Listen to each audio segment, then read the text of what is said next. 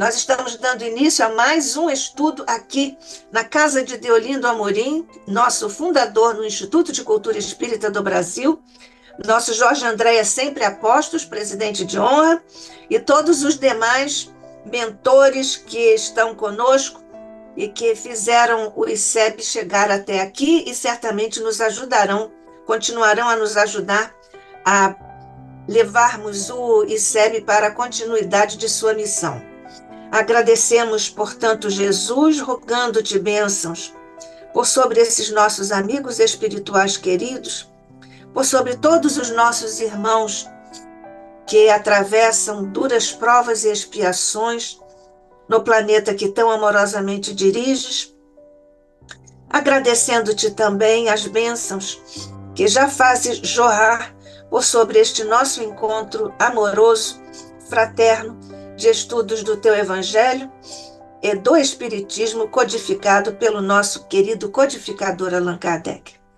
Desce, Jesus, de tua mente e de teu coração, bênçãos, luzes e energias por sobre todos nós em ambos os planos de existência e muito especialmente por sobre o nosso querido irmão, amigo e companheiro Denizade Souza, que mais uma vez nos traz aqui as reflexões a propósito de seus estudos na complementaridade do tema que tem desenvolvido conosco aqui nos últimos encontros. Fica conosco, ó Mestre amado, hoje e sempre, sob a graça de nosso Pai.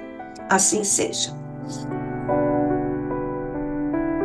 Bem, Denizar é bacharel em ciência, aliás, psicólogo, psicoterapeuta, cientista social, mestre em sociologia, escritor e conferencista. Acho que já está posto ele próprio ali, já se biografou, digamos assim. Então, nós vamos juntos acompanhar Denizar, que hoje nos vem trazer mente, cérebro e evolução. Querido amigo, somos todos ouvidos. Deus te abençoe. Muito obrigado, professora Nádia, por esta acolhida já habitual, calorosa e fraterna. Obrigado também à professora Rosa Martins, que está conosco aqui, nos honra com sua presença, ao nosso querido Carlos. Obrigado pela presença do Sérgio Gonçalves e daqueles que eventualmente se integrem ao nosso trabalho. A aula de hoje, ela, na verdade, dá continuidade, né, a esse macro tema da evolução, que nós vimos visitando em aspectos diferentes. E, no caso, hoje a gente tenta levar à conclusão essa abordagem, pensando como é que mente e cérebro se entrelaçam no processo da evolução. Aí nós temos aqui algumas questões que a gente vai tentar estudar nessa aula. A primeira é: as teorias materialistas da evolução de causação ascendente podem explicar a consciência e o eu? Então, primeiro dizer, a gente vai explicar isso em detalhes, que você pode ter um modelo materialista, que é o modelo darwiniano de evolução, também neo-darwiniano, o modelo de parte dos neurocientistas que são materialistas, e que basicamente trabalha com uma evolução do micro para o macro, a gente vai ver isso em detalhes, mas numa lógica do ascendente, né, e não do descendente, que é a novidade de um paradigma espiritual do monismo da consciência. Então, será que o materialismo científico dá conta de explicar o último fenômeno da evolução? Esse fenômeno, o último que me refiro é o mais recente, né? A gente vai ver que o cérebro evoluiu e a consciência, ela é absolutamente nova na história da evolução. E a consciência é o fenômeno mais complexo que a ciência enfrenta, e o eu. As funções mentais quais sejam o pensamento, o sentimento, a intuição, a gente pode incluir a emoção, elas são originárias dos arquétipos da alma, não é? De onde derivam as funções da mente? As funções mentais que tanto foram estudadas pelo funcionalismo psicológico de William James, nos Estados Unidos, a ideia de um funcionamento psíquico, de funções mentais, será que elas são autônomas em relação ao cérebro? E elas se originam de que dimensão, né? Então, a gente vai dar uma olhada na teoria junguiana dos arquétipos. Sempre bom lembrar que arquétipos é uma palavra grega, né? E se você traduzi-la de forma literal, significa tipos ancestrais. E o Jung vai dizer que são tipos ancestrais e universais em alma humana. E aí você se pergunte também, você que é antropólogo, que é biólogo, que é psicólogo, há universais em a condição humana? Ou toda a condição humana é restrita à cultura, ao contexto social, à época histórica, à circunstancialidade histórica? Esse é um tema absolutamente complexo, o particular e o universal, na antropologia e na psicologia. E o Jung aposta em uma universalidade através da teoria dos arquétipos, da alma. Será que a consciência antecede a alma individual? Ela está no objeto quântico, subpartículas do átomo? A gente vai ver que esse é o tema mais saboroso para autores como Teilhard de Chardin, como Amit Goswami, como lá na antiguidade Santo Agostinho. Como é que é isso? A consciência ela antecede ao próprio cérebro, né? E ela antecede a individuação do eu? Essa é uma questão altamente complexa. E a liberdade, ela cabe no materialismo? A liberdade e o livre-arbítrio, eles cabem na explicação materialista da ciência? Evolução, ela está indo de onde para onde? Evolução de quê para quê? E qual a influência dos arquétipos e do nível sobremental no processo da evolução? Os arquétipos, gente, só para não deixar vago, né? Os arquétipos, eles seriam, por exemplo, os arquétipos do divino, o arquétipo do mestre, o arquétipo do amor universal, o arquétipo do amor romântico, o arquétipo da grande mãe. Seriam imagos, não é? Imagens primordiais que estariam em todo o ser humano e que cada qual vai desenvolvendo ao longo da sua individuação, os arquétipos. E esse nível sobremental, muito cuidado com isso aí, porque sobremente não tem nada a ver com sobrenatural.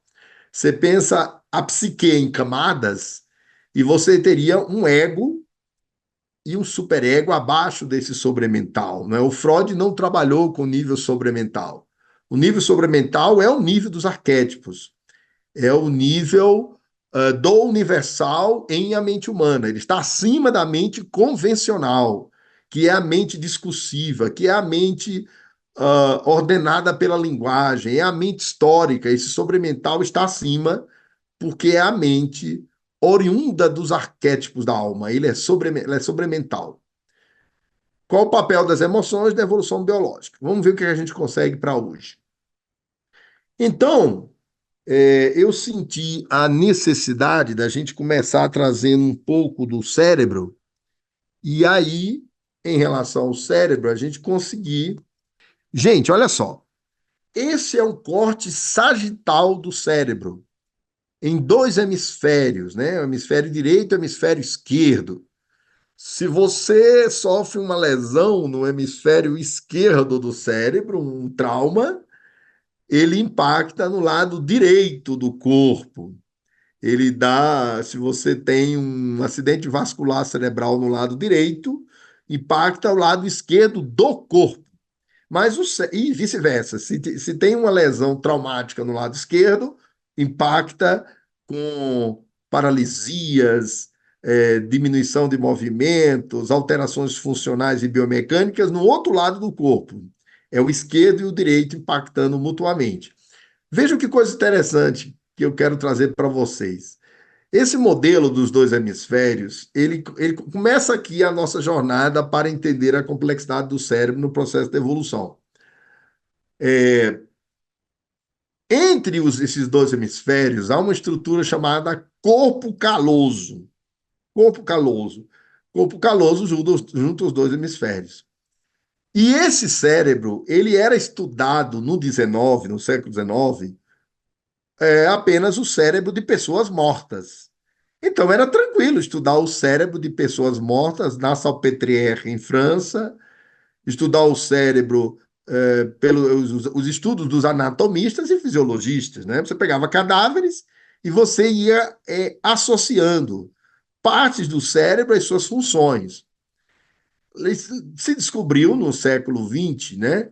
Se pôde estudar de maneira diferente o cérebro de pessoas vivas em atividade. Agora que vocês vão ver a complexidade dando um salto extraordinário.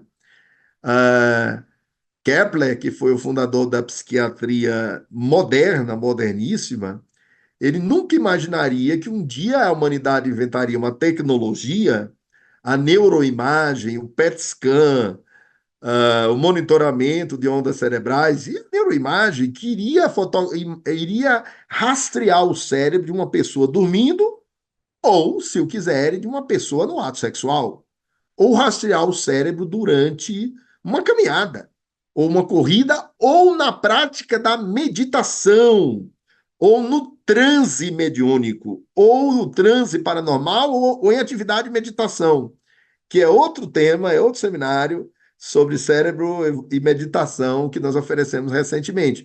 Mas isso tudo é estudado hoje, pessoas em atividade. Você coloca os eletrodos e faz a ressonância funcional magnética do cérebro em funcionamento. Aí agora a gente vai ver que a complexidade dá um salto imenso na compreensão do cérebro. O que é que acontece? Tudo bem. Se sabe que o lado esquerdo é o lado da linguagem. Então você vai ter áreas de Broca e de Wernicke no lado esquerdo. Você vai ter o raciocínio lógico, o pensamento analítico, o pensamento sequencial e temporal, o comportamento sequencial e temporal e o pensamento lógico e linear. Mas agora, a questão que nos interessa é, peraí, mas ninguém usa a linguagem para depois usar a imaginação. Você escreve usando a área de Wernicke, que é a área da linguagem escrita, e ao mesmo tempo você está usando a imaginação. Você pensa que é córtex, neocórtex, e ao mesmo tempo você está se emocionando. Então, olha que coisa incrível. Primeira informação que é importante destacar aqui no nosso estudo da correlação entre cérebro e mente. Cérebro funciona como um todo indissociável, interligado, altamente interconectado. Um fenômeno de, de uma rede neural que confere simultaneidade às funções mentais. Então, eu penso, uso o córtex, ao mesmo tempo eu estou usando a memória, o hipocampo, de repente eu consigo trazer um lado lúdico na minha fala e algum de vocês sorriem e eu estou sorrindo e estou usando a outra área do cérebro, estou usando o cérebro límbico, estou me emocionando, estou fazendo alegria e graça, e nós fazemos tudo isso ao mesmo tempo. Então, a grande questão das neurociências na atualidade é entender como é que essa massa gelatinosa, na visão dos materialistas científicos, a gente já está provocando eles, como é que eu consigo ter criatividade, usar as emoções, alegria, tristeza, raiva, culpa, medo, e eu faço tudo isso simultaneamente. Então, eu quero dar uma notícia para vocês surpreendente.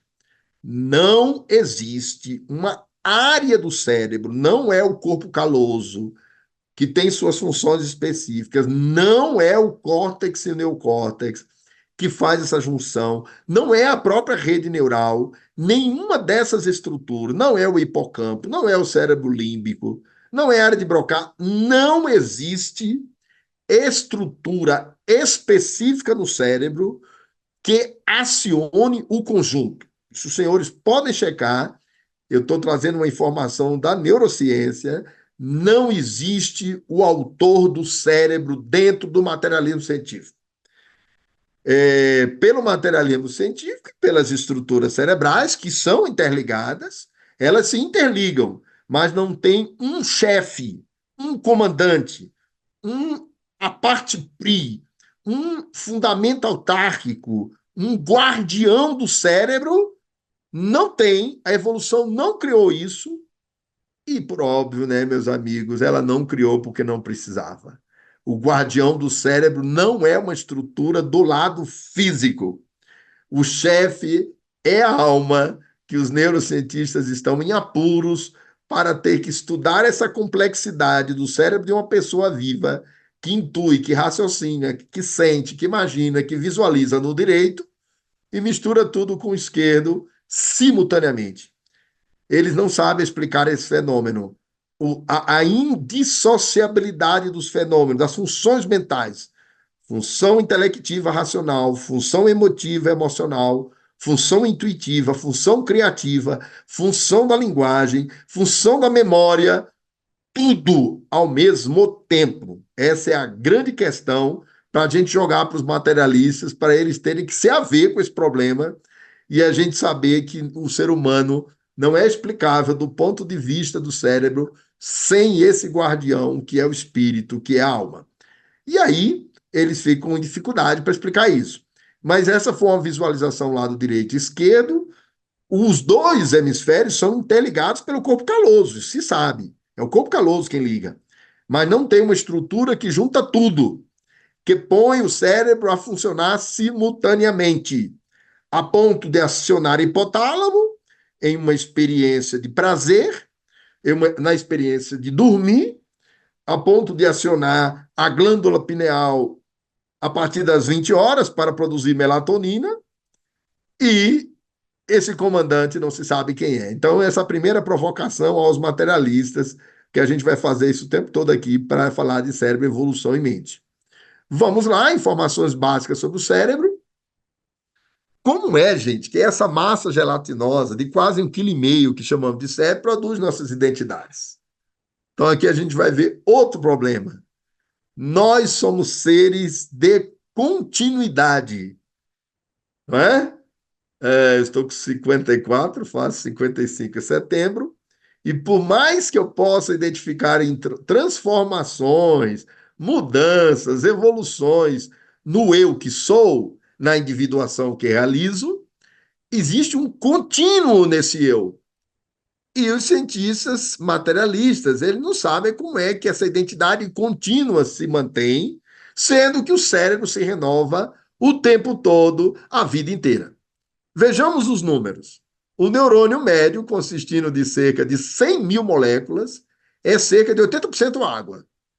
E aí, quando o Cristo falou, né, para Nicodemos, aquilo que é da água, né, aquilo que é da carne, da biologia, vem da biologia, né? Essa questão do elemento da água na fala do Cristo é porque, observe que ele sabia, né? 80% do neurônio é água, das moléculas. O cérebro consome mais de 20% da energia produzida pelo organismo.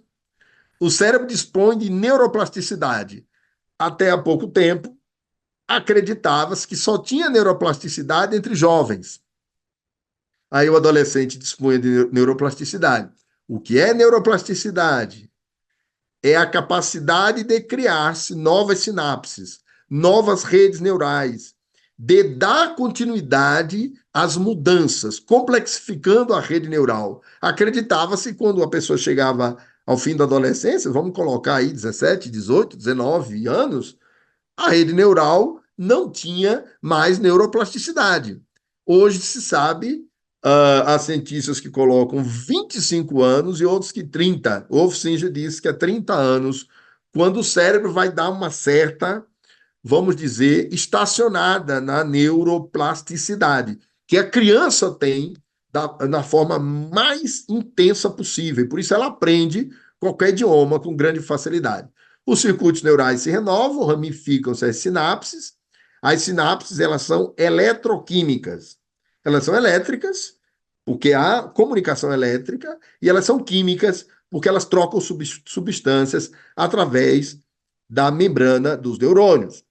Elas se interligam e é esse fenômeno das sinapses na rede neural que põe o cérebro para funcionar.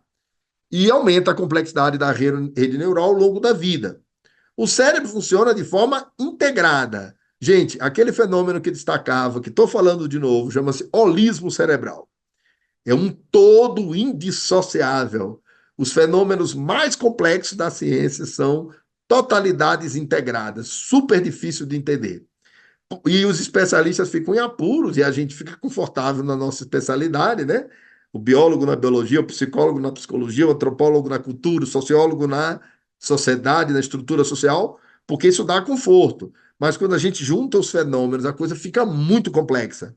E o nome disso, em ciência contemporânea, um dos grandes mestres dessa área chama-se Edgar Morin, que agora já tem 103 anos. O mestre Morin, no plano físico, aos 103 anos, lutando pelo fim da guerra, pela libertação da região da Palestina e tudo mais. Então, funciona de forma integrada, pensamos e sentimos, falamos, usamos a memória, agimos, respiramos. Gente, imagina o que é você respirar e sentir ao mesmo tempo. E daí você está com um transtorno de ansiedade, altera o sistema nervoso também autônomo, e você começa a respirar de forma descompassada. E você está com uma depressão e você começa a diminuir a produção de glutamato, de serotonina, das endorfinas todas, as monoaminas, porque está tudo junto. Então você pensa, você sente, você fala, você usa a memória, você respira, seu coração bate, tudo ao mesmo tempo. E observe, para a neurofisiologia, eles sabem que o fígado tem uma função específica. Não estou dizendo que o fígado não está interligado ao estômago, nem ao intestino, nem ao cérebro, nada disso. Só estou dizendo que o fígado tem uma função específica. Só que o cérebro é uma estrutura física que ele é multidimensional. Ele tem 300 funções no organismo, como já vimos. Respondemos aos estímulos. Estou com consciência focada aqui, estou com atenção focada, perdão, vem um barulho, acabei de ouvir um barulho, vocês não estão ouvindo, e o barulho foi captado. E ele pode ser captado subliminarmente, ele pode ser captado diretamente enquanto eu falo. E eu estou captando tudo, né? Tudo simultaneamente. Qual é a estrutura do cérebro que responde pela unificação das funções cerebrais? Gente, eu não tenho, né? Uma pessoa rica que tivesse US$ 1 milhão. Pergunte a um neurocientista e ele não sabe. Qual é a estrutura do cérebro que responde pela unificação das funções cerebrais? Não tem. Por que que não tem? Por que é que a evolução biológica não criou essa estrutura? Porque ela não precisava. Porque o autor do cérebro não é físico. O cérebro abriga cerca de 100 bilhões de neurônios. Isso é fascinante, gente. 100 bi? Que isso? A nossa Via Láctea tem 1 bilhão de estrelas. De 2010 para cá, subiu de 36 milhões para 1 bilhão. Só a galáxia. O nosso cérebro tem 100 bilhões de neurônios. Tem mais células no nosso cérebro do que estrelas na Via Láctea. Cada neurônio recebe mais ou menos 10 mil ligações de outras células no cérebro. É muita interligação, gente. Cada neurôniozinho se comunica com 10 mil outras células do cérebro. Em cada neurônio, as moléculas são substituídas por mais ou menos 10 mil vezes numa vida média. Gente, eu quero citar a referência bibliográfica para vocês não terem dúvida. Essas aspas todas, nada disso é meu. Essas frases são do neurocientista Mário Beauregard, que é o coordenador do Departamento de Psiquiatria e Neurociências da Universidade de Ontário, no Canadá. Eu extraí do livro. Qualquer compêndio de neurofisiologia sabe disso. As moléculas são substituídas mais ou menos 10 mil vezes numa vida média. 70 anos, vou colocar aí, hoje, 10 mil vezes as moléculas foram substituídas. Mas os seres humanos, a pergunta é dele, tem um senso contínuo do eu estável com o passar do tempo. Então o cérebro está todo em renovação e nós temos continuidade? Por quê? Como? Como observa o pesquisador da consciência, Jim Radin, ou Dean Radin, todo o material usado para exprimir esse padrão desapareceu. Mas apesar disso, o padrão ainda existe.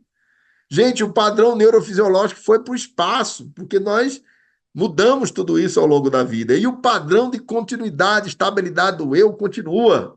De onde vem isso? Perguntem aos materialistas, eles não sabem responder. O que o segura se não uma matéria? Não é? O que o segura se não uma matéria não se responde facilmente a esta pergunta com as suposições de uma ciência materialista. Não se responde facilmente a esta pergunta com as suposições de uma ciência mecanicista e apenas materialista. Gente, o que é uma ciência mecanicista? Para cada efeito, um mecanismo cerebral que o explica. Qual mecanismo cerebral que daria provimento à continuidade do eu? Sendo que o cérebro já se renovou 10.000 vezes as moléculas que constituem cada neurônio. Como é que nós teríamos continuidade se o cérebro é uma máquina biológica em permanente renovação? O que é ou onde está o centro unificado de percepção, que caminha para dentro e ao mesmo tempo para fora da existência, que se modifica a todo instante, mas conserva a mesma existência e tem um valor moral superior? Essa é a pergunta que nós precisamos fazer aos materialistas, aos cientistas empolgados com o materialismo. Qual é o centro unificador? Qual é a instância do ser humano? É a mente. E aí eles escapam para a mente, mas querem dizer que a mente é epifenômeno do cérebro. A gente vai ver isso. Então, essa é que é a questão que a gente está perseguindo aqui nessa apresentação, né? Então, aqui, ó, olha que interessante. Você tem aqui, não é? Os modelos de causação ascendente são de caráter linear, determinista, materialista e mecanicista. Então, como é o modelo ascendente da evolução? Partículas elementares formam átomos, todos sabemos, átomos formam moléculas. Moléculas formam células vivas, com os todo-poderosos genes. Algumas das células vivas, guiadas pelos seus genes, formam o cérebro. E o cérebro forma todas as experiências subjetivas, como a consciência, os pensamentos, os sentimentos, assim por diante. Então, essa é a sequência de um modelo de evolução que parte do micro para o macro, do simples para o complexo, e ele é ascendente. E ele tem um provimento materialista tentando explicá-lo. Ele é linear, ele vai numa direção, ele é determinado por essa condição neuronal do cérebro, né? Para explicar os aspectos subjetivos do ser humano. A causa se eleva das partículas elementares e toda a causação é uma causação ascendente. O materialismo para nisso. Aí aqui vem uma observação do problema do dualismo, né? O dualismo é um absurdo, sob o prisma científico. Mas será menos absurda essa imagem do desenho, o ser humano como fruto da causação ascendente? Aí observe, o materialista ele olha para o dualismo platônico cartesiano e diz, olha, isso não é possível. Porque não é possível que exista uma substância de natureza transcendental, cuja natureza já está dizendo é transcendente. Essa substância seria o espírito, a mente, né? Estou aqui me colocando no lugar do materialista. Essa substância tem uma natureza e como ela se comunicaria com a outra substância que é de natureza física? Então você teria um lapso, uma lacuna, um hiato na comunicação entre mente e cérebro.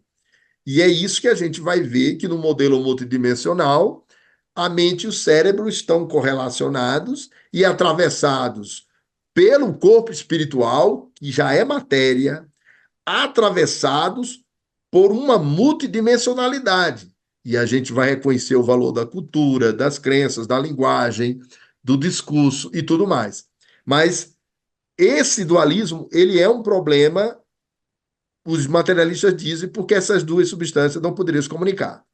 O leitor consegue realmente acreditar que todos os seus pensamentos, significados, seus sentimentos e conflitos de valores, ou até mesmo sua própria consciência, são resultado de uma dança aleatória de partículas elementares ou do determinismo genético.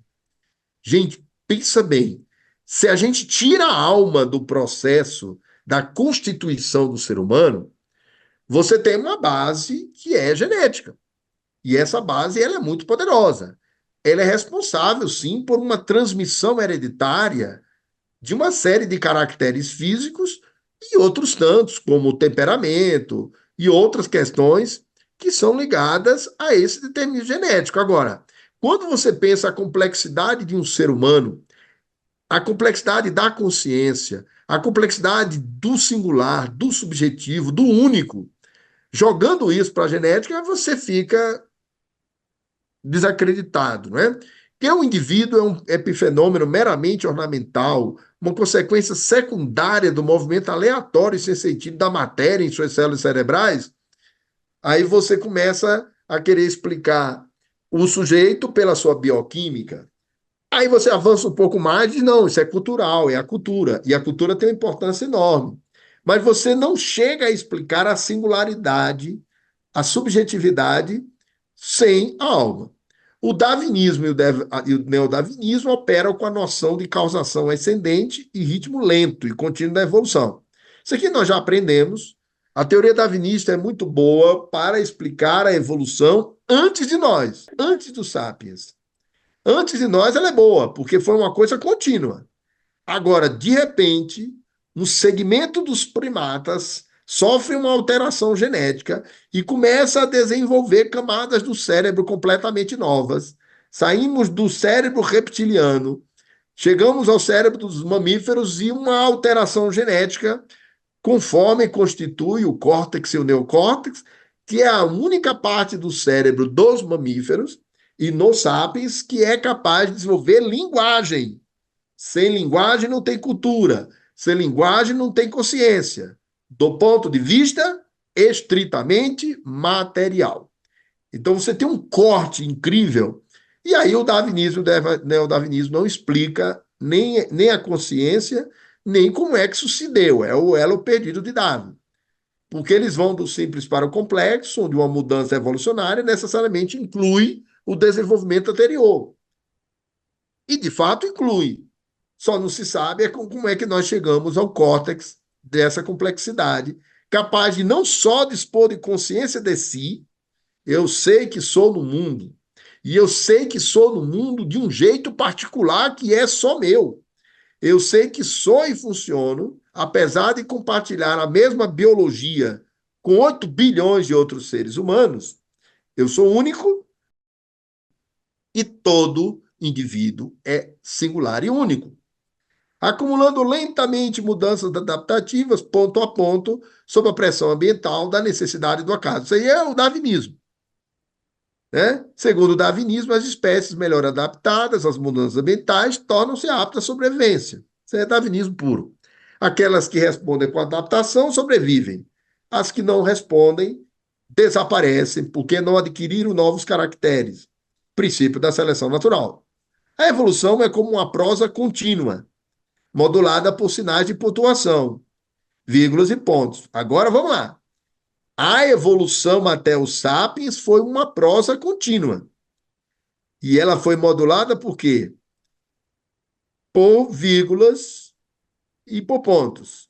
Só que tem um determinado momento, é posta uma vírgula e o texto parece se transformar completamente. E ele deixa de ser prosa, né? É como se você pegasse as 3 linguagens da Grécia Antiga, né?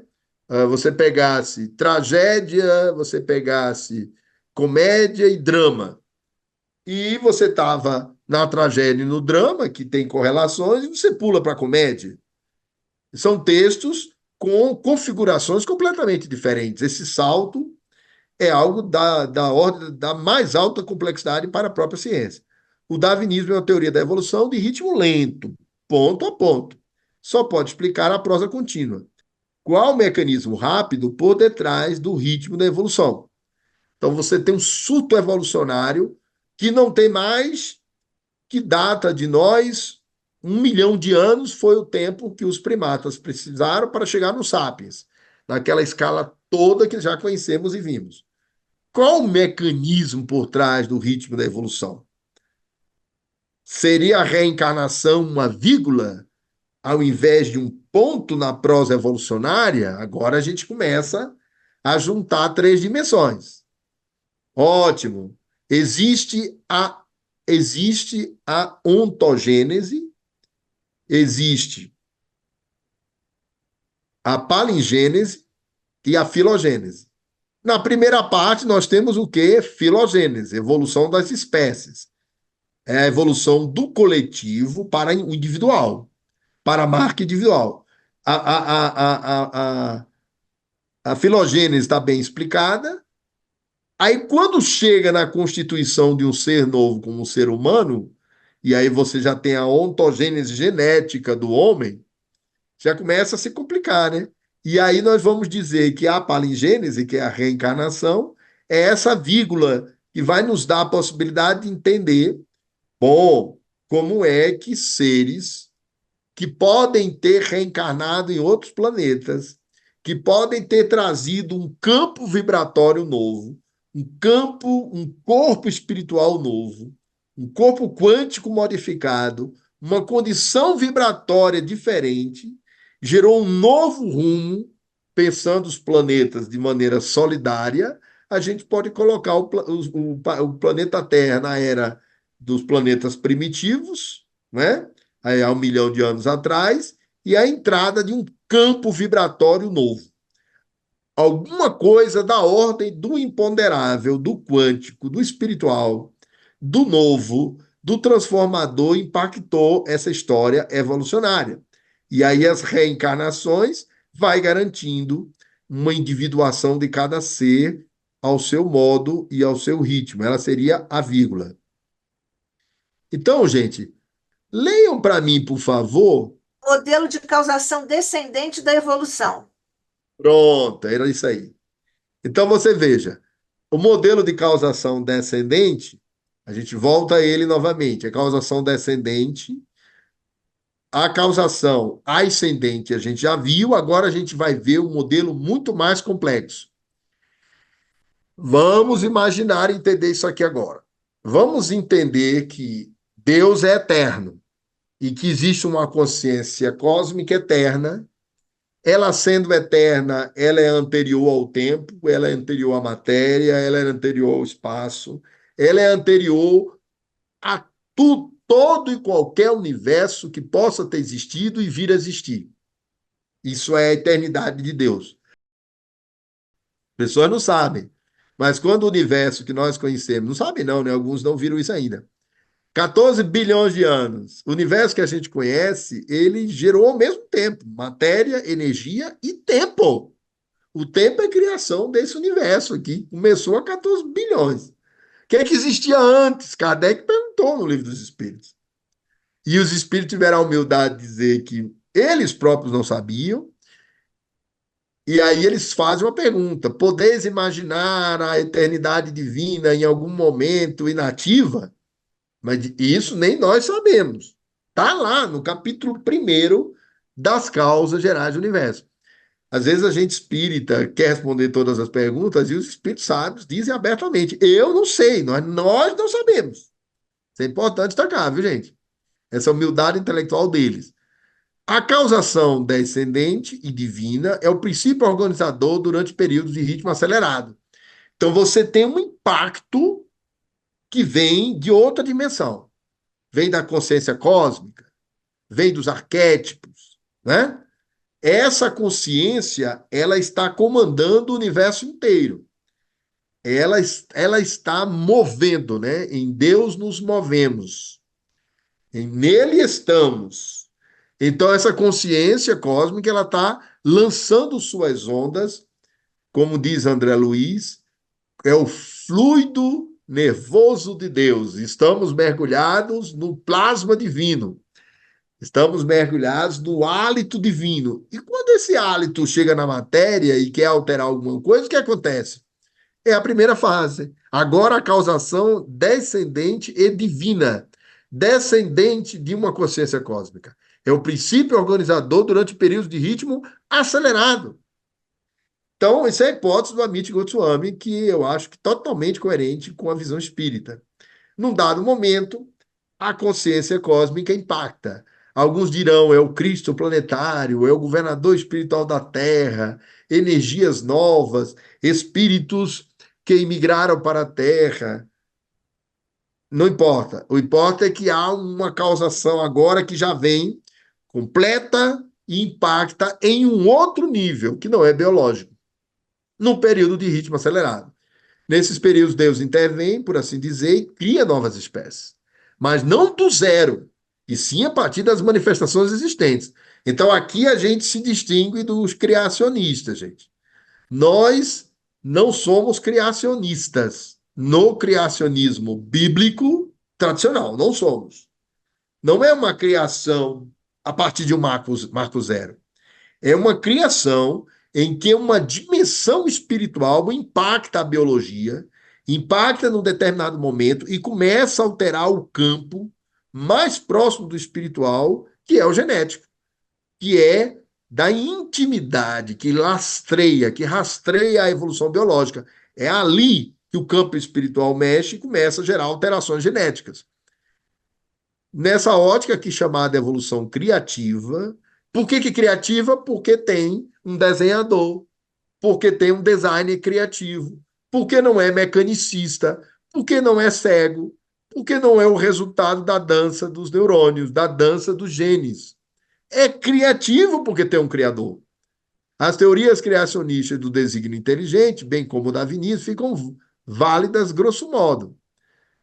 Quando você joga a evolução criativa, você junta as duas coisas. O criacionismo tradicional, o design inteligente, que é a teoria do desígnio inteligente, elas ficam válidas, podem viver juntas, e mais, juntas podem explicar os dois ritmos da evolução, rápido e o lento. E as principais ideias das duas teorias são integradas. Então, a evolução criativa, ela permite que você imagine uma intervenção divina, mas a partir de mudanças daquilo que já está constante na evolução biológica. Como funcionam as chances para a evolução criativa? É aqui que o propósito de Deus entra e de forma marcante. Assim como o artista cria novos trabalhos, nadando contra a corrente, pois tem um gabarito em sua mente. Deus pode desenvolver o novo porque ele também tem um desenho imbuído de propósito em mente. Então, essa é a teoria do design inteligente. Havia um desenho desde o início. Este desenho pode ser chamado de arquétipos da consciência. Pode ser chamado de princípio anímico, princípio inteligente. Havia arquétipos modeladores e esses arquétipos foram sendo incrementados, ganhando forma e entrando na Terra. Portanto, literalmente, uma evolução que vem da criatividade divina, de um plano maior, dos co-criadores da evolução, né? De um plano maior. Porque tem um desenho em mente, aí você já concebe um telos, uma continuidade, uma interligação que culmina no Sapiens. Quando se adota a ideia de um desenhista inteligente, capaz de causação descendente, chamado de Deus ou não, ainda assim o homem se defronta com um verdadeiro problema científico. Pode-se apresentá-lo desta forma. Como um desenhista supostamente não material, ele precisa ser não material, não sujeito às leis materiais, que permite apenas a causação ascendente na evolução material, né? Interage com o mundo da matéria para criar o que quer que seja. Então você volta ao problema do como é que a dimensão do extrafísico impacta a matéria. Aqui, gente, somente a mecânica quântica, os modelos da física contemporânea, que imaginam multiversos, que imaginam a natureza de modo multidimensional. Ora, se você comparar a materialidade de uma onda, né, já falamos disso, a onda padece no comportamento ondulatório de não localidade quântica. Se você comparar a materialidade da onda, que é propagada pelo fóton, que é energia, é luz, O fóton é a partícula que gera a luz. E ela está se propagando, ela é onda, ela é visível, ela é reconhecível, ela é sensorial. Mas ela não tem nada de matéria densa. Então, somente o universo multidimensional faz a gente abandonar o dualismo e imaginar que a Terra, o planeta, tem camadas. Nós estamos na biosfera.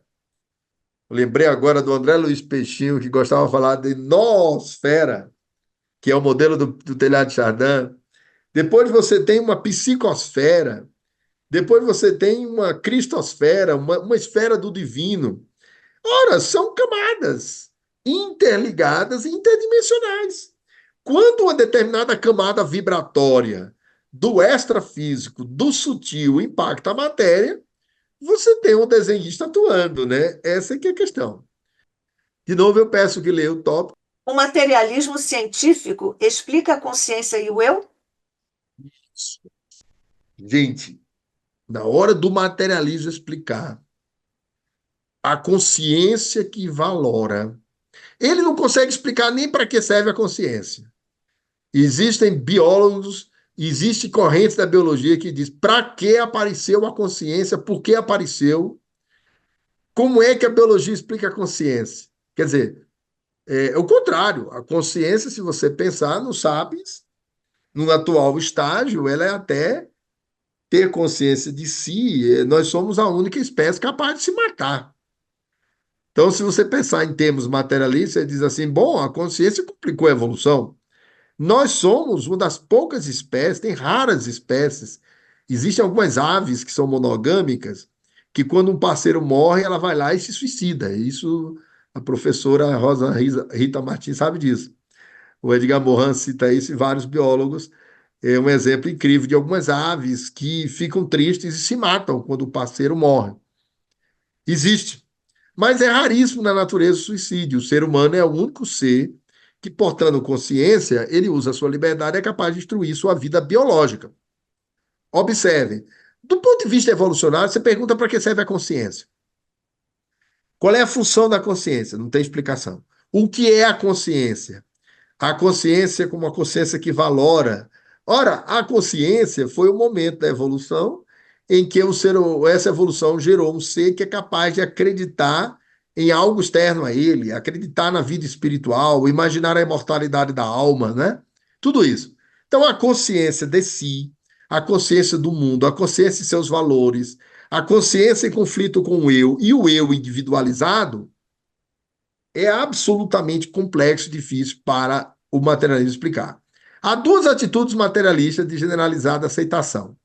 Uma é negar que o eu ou a consciência tenha qualquer influência sobre eventos no cérebro. Então presta atenção, gente. Os materialistas vão dizer assim, ó, eu abrimos o cérebro, fizemos a dissecação de cadáveres, não tem eu no cérebro.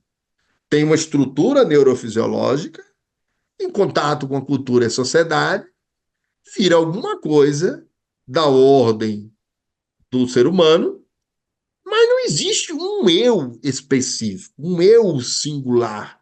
Existe um organismo biológico, gerador de funções cerebrais e nada mais. Então o eu vira um epifenômeno. Tipo assim, a singularidade de cada um de nós é um mero detalhe. O modo como nós somos é um detalhe neurobiológico, do metabolismo cerebral, é um detalhe genético, cultural, do contexto social, qualquer coisa nesse sentido, mas não tem um eu único específico. Então você nega o eu e nega a consciência, você não tem como explicá-lo. Então você diz, não, resulta de epifenômeno. Consciência deriva de cérebro. Ou seja, na ausência de um mecanismo material com o qual a mente controla o cérebro, o eu existe como eu. O eu existe como um, talvez acidental holograma de eventos no cérebro. Os eventos se interligam e viram uma coisa chamada eu, né? Sem a alma. Porque não tem um mecanismo material localizado que determine o que é o eu. Essa abordagem não é nova, foi defendida no século XIX por Thomas Huxley, colega de Darwin, na famosa frase que ele diz ser a consciência tão completamente desprovida de qualquer poder para modificar esse funcionamento do cérebro, quanto o apito a vapor que acompanha o funcionamento da máquina de uma locomotiva.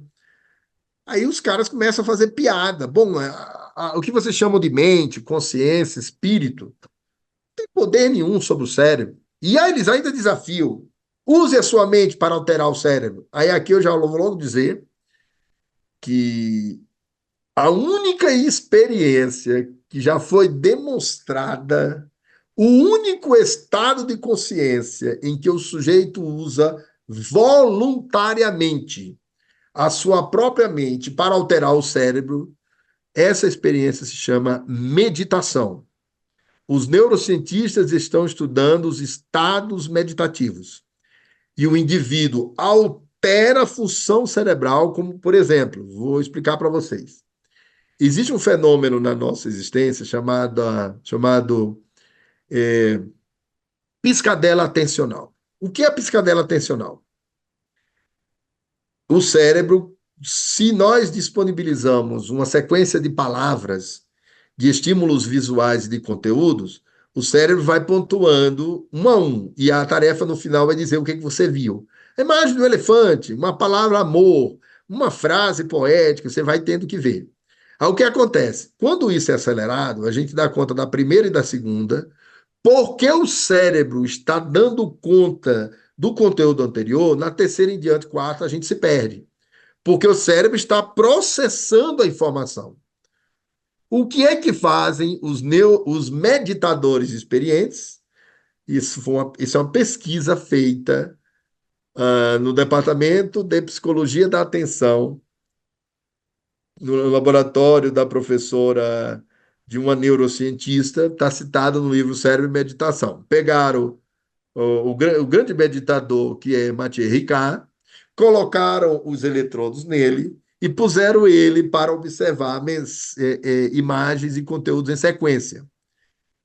E ele teve um acerto absolutamente grande, mas ele primeiro fez a prática da meditação, e aí ele desacelera ondas cerebrais, e ele entra num estado meditativo em que a capacidade atencional se amplia infinitamente. A meditação gera claridade cognitiva, desaceleração do processo perceptivo, e isso está sendo estudado por neurocientistas. E aí, nesse estado de consciência, o indivíduo consegue processar o conteúdo, diminuir a piscadela atencional. Isso está sendo estudado, e aí a mente está alterando o cérebro. Isso pode ser estudado pelo transe mediúnico. O sujeito não está acordado, não está dormindo e está psicografando. E ele está no estado sonambúlico. Determinadas estruturas do cérebro estão sendo utilizadas. Ele está alterando o funcionamento do cérebro pelo transe mediúnico. Ondas cerebrais, porque ele está em um outro estado de consciência, que não é vigília. Então, isso é muito interessante, gente. E os neurocientistas, eles trabalham com isso. Eles trabalham com observação experimental, com equipamentos, e não tem essa. Para provar a mente, você tem que provar que alguma coisa na consciência é capaz de afetar o cérebro de forma deliberada e alterar o funcionamento de alguma função cerebral. Após mais de um século buscando, os pesquisadores do cérebro há muito concluíram que não há lugar concebível para tal eu localizar-se no cérebro físico e que ele simplesmente não existe. Segundo essa visão, defendida com veemência pelos materialistas eliminativos, as crianças são doutrinadas por culturas pré-científicas para uma psicologia popular, que age sobre elas, de modo que percebam uma consciência ou um eu inexistentes. Gente, imaginem o que é que os materialistas fazem. A criança diz assim: não, eu sou eu tenho um eu sou um eu único. Eu sou eu independente dessa organização biológica. Eu sou um eu em desenvolvimento, eu penso determinadas coisas e eu sinto de uma maneira que você não sente. Aí os materialistas vão dizer que à medida que a criança vai acreditando que ela dispõe de um eu, que ela é um eu, e que ela é um eu em um corpo físico, e que ela é uma alma, isso é crença popular. Convenceram-na de que ela dispõe de um eu absolutamente singular. E a própria criança, ao declarar, o ser diz: eu sou eu, enquanto eu único, singular e irreprodutível. Não, isso é uma questão cultural de crença popular, segundo os materialistas. Essa explicação talvez pareça bizarra, mas é importante reconhecer o que está por trás dela. O materialismo não pode explicar a mente, consciência ou eu. Ele não pode. Como o materialista promissório sabe que o materialismo deve ser verdade, a consciência ou o simples eu não pode existir. O que existe são estruturas do cérebro correlacionadas que produzem funções que eles entendem cerebrais. Produz a memória, produz o pensamento, produz a emoção e produz o mundo onírico, que é mais complicado ainda para eles explicarem. Os sonhos. Os sonhos são a dimensão onde o eu opera independente do cérebro. O Freud, que era um fisiologista materialista e ateu, ele disse: não adianta procurar um inconsciente nas regiões subcorticais. Não adianta tentar encontrar o lugar onde acontece o sonho, porque simplesmente no sonho a gente visita o passado e o futuro e não existe tempo no sonho. Mas o cérebro é temporal, meus amigos. Uma das maiores evidências da alma é o mundo onírico. É o modo pelo qual a consciência funciona nos sonhos. É somente lá e tão somente lá. Se você não é médium, paranormal, meditador, telepata, é somente lá e tão somente lá que o eu que você é opera em dimensões que você se recorda depois e relata, e todo mundo faz isso, nas quais você volta ao ventre materno, você volta a existências passadas, e você junta passado, presente e futuro e mais. Você faz sonhos premonitórios que prevê o futuro. Isso não pode o cérebro fazer, porque o cérebro é temporal. É marcado por uma temporalidade. Ele só sabe, só conhece e só experimentou o que ele viveu até esse momento aqui. Ele não pode saber algo que não viveu ainda. É no mundo onírico, no mundo dos sonhos, que é dedicado, o livro dos Espíritos dedica um capítulo inteiro sobre o desdobramento da alma. É lá que nós temos a evidência científica da alma e do mundo espiritual no mundo dos sonhos.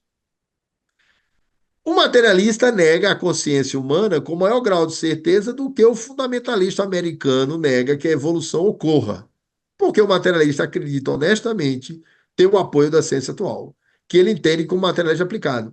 Eu quero dizer para vocês que os cientistas materialistas propõem em artigos científicos que seja evitada a palavra mente. É claro que não são os psicólogos que fazem isso. Existem psicólogos, psicanalistas, estudiosos do comportamento que continuam usando mind, né? Mente em inglês, por todo o planeta e publicando artigos científicos.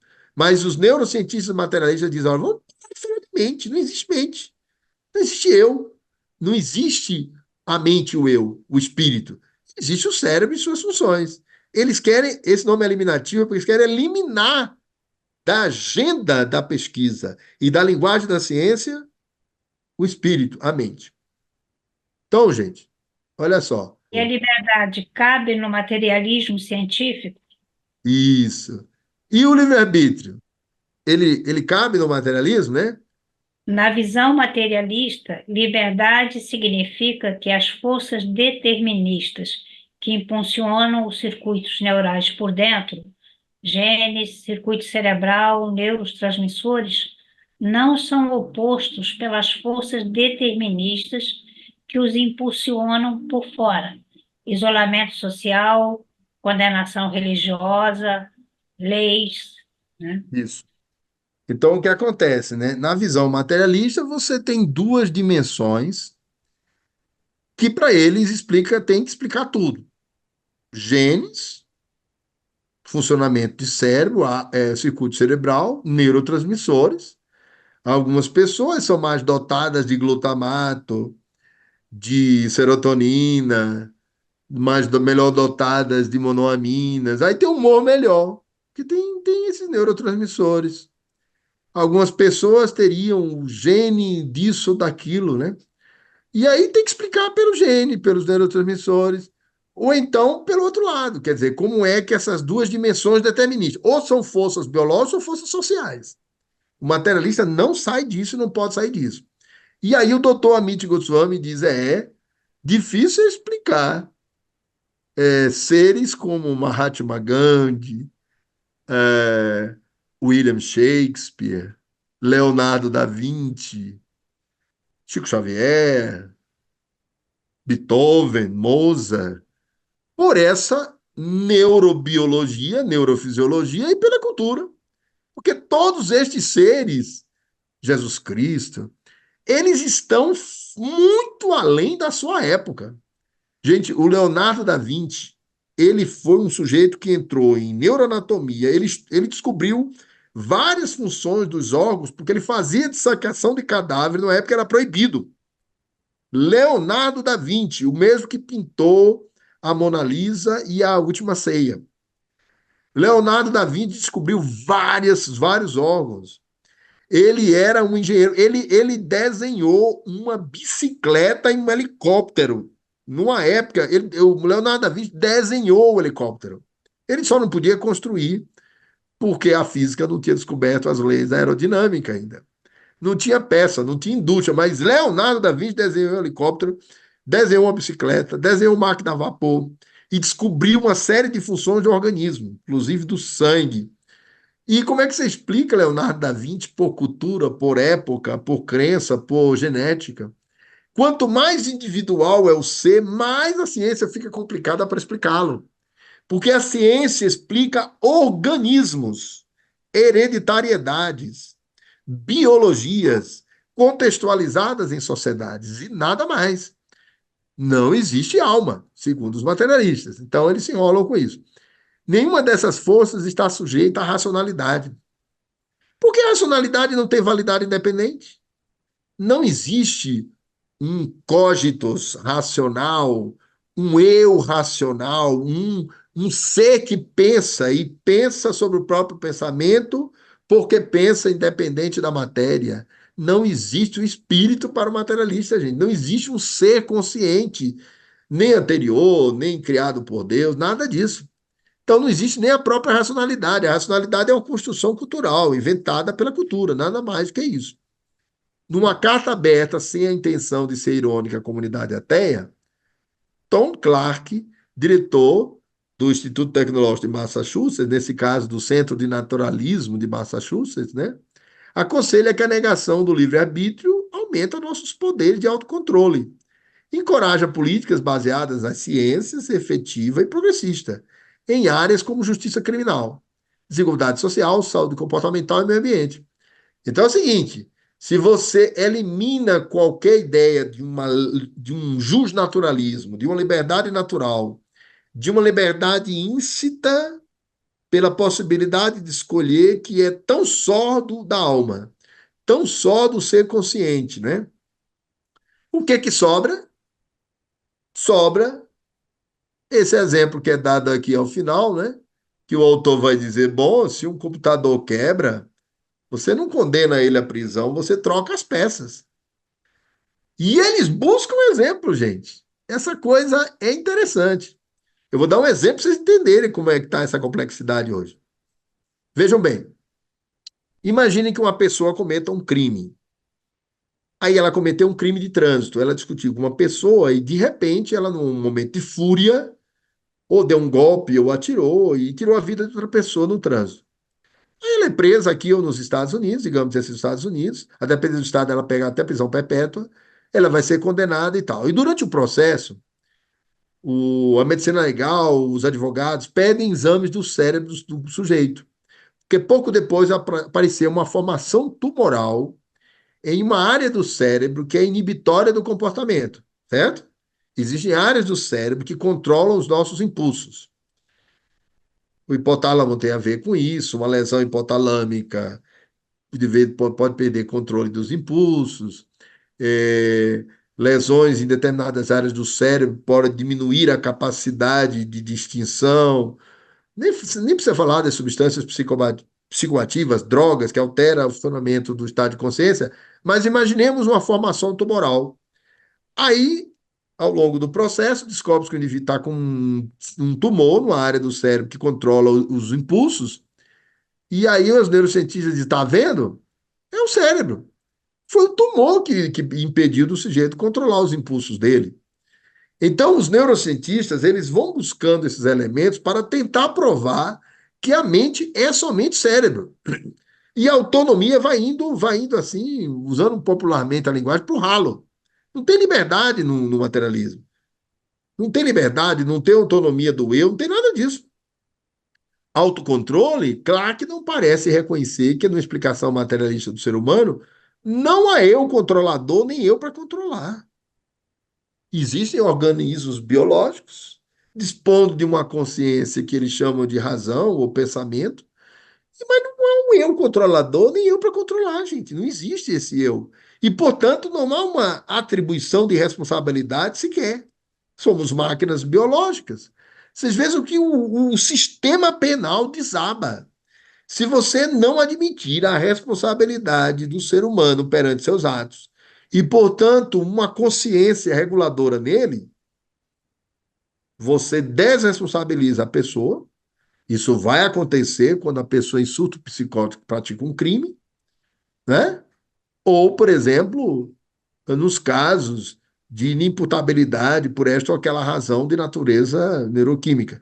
Mas a gente sabe que nada disso afetou o fato de ter uma alma ali por trás, uma individuação espiritual que chegou àquela condição, inclusive.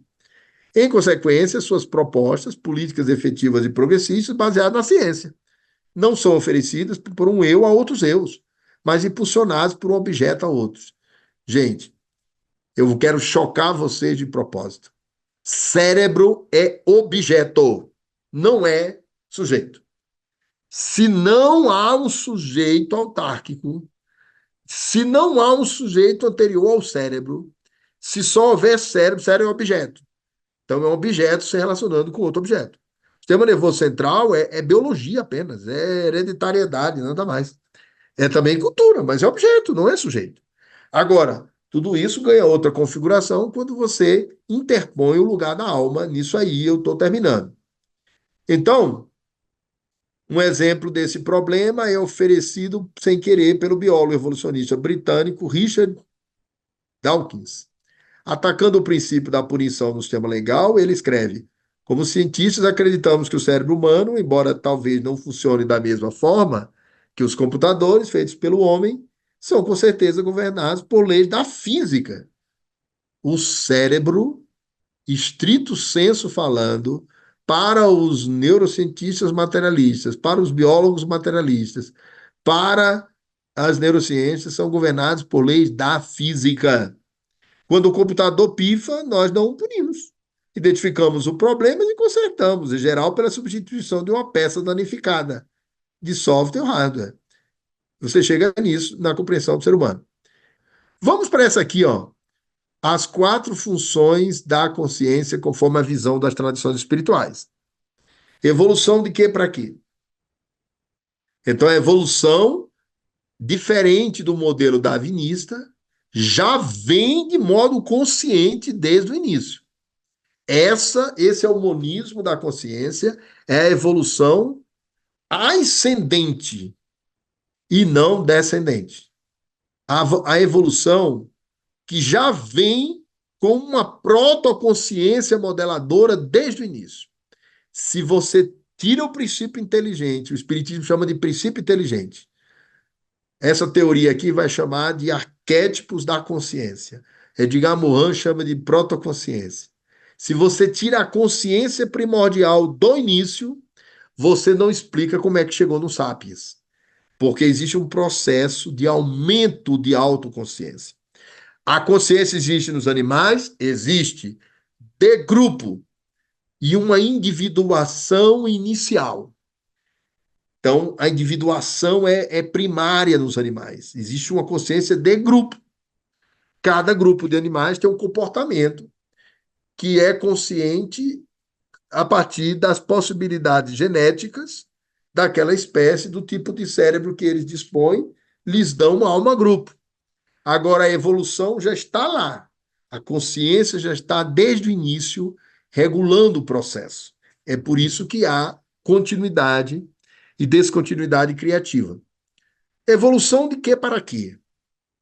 Do material, que é o domínio da elaboração de representações manifestadas, desde o início comandado pelo supramental. Então, na verdade, o supramental está logo no início. Existem arquétipos, existe uma protoconsciência, existe um princípio inteligente, existe uma alma, existe um princípio organizador desde a origem, que vai controlar a evolução, que vai gerar a matéria, o domínio da elaboração de representações manifestadas, que vai produzir o corpo vital, o domínio dos campos morfogenéticos vitais, que vai chegar na mente.